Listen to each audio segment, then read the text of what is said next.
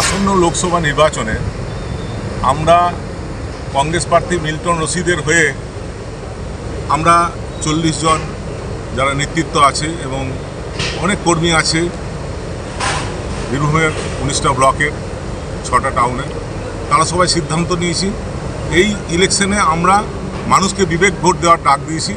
আমরা মিল্টন রশিদের পক্ষে নেই, কারণ মিল্টন রশিদ জেলার কোনো নেতৃত্বের সঙ্গে আলোচনা করে না, কোনো কর্মীর সঙ্গে আলোচনা করে, কাউরির সঙ্গে কোনো আলোচনা না করে একক সিদ্ধান্ত নিয়েছে সে প্রতিদ্বন্দ্বিতা করবে।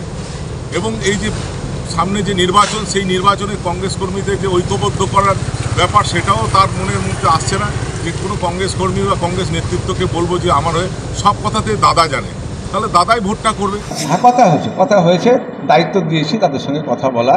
ওরা আমার বন্ধু, তো সকলে বন্ধু, ওরা ফ্লেক্স, টাকা সব কিছু সাহায্য করছে, অসুবিধার কিছু নেই।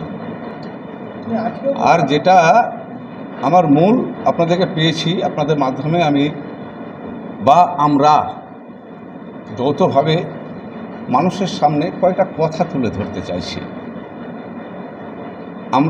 আমি তো ভূমিপুত্র, যে দুটো প্রার্থী দাঁড়িয়েছেন, শ্রীমতী সাংসদ শতাব্দী রায় এবং প্রাক্তন IPS দেবাশিস ধর, তারা আমাদের অতিথি প্রার্থী। এটা বীরভূম জেলার প্রত্যেক মানুষের মাথায় যেন থাকে। আমাদের কোনো বামফ্রন্ট এর কর্মী বা কোনো কংগ্রেস কর্মী সেই অতিথিদের বিরুদ্ধে ব্যক্তিগতভাবে যেন কোনো কথা না বলে। আমাদের লড়াইটা রাজনৈতিক লড়াই, কয়লা চুরির বিরুদ্ধে লড়াই। আমাদের লড়াইটা বিভাজনের বিরুদ্ধে লড়াই। আমাদের কঠিন লড়াই বামফ্রন্ট কংগ্রেসের, দুটো সরকারের বিরুদ্ধে লড়াই। আর আমাদের বিরুদ্ধে বলার কিন্তু কিছু নেই। আমরা না রাজ্যে আছি না কেন্দ্রে আছি, আমাদের বিরুদ্ধে বলার কিছু নেই।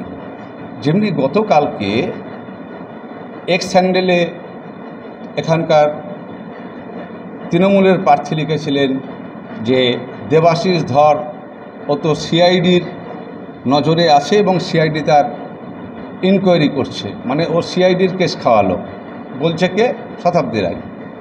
আবার দেবাশিস ধর এক জায়গায় বলল যে সংসদ শতাব্দী রায়কেও তো ED আর CBI নিমন্ত্রণপত্র পাঠিয়েছে। একটা আল্লাহ এবং ভগবান ভালো করেছে, আমাদের বামফ্রন্ট কংগ্রেস থেকেও নিমন্ত্রণপত্র পাঠায়নি ED এবং CBI।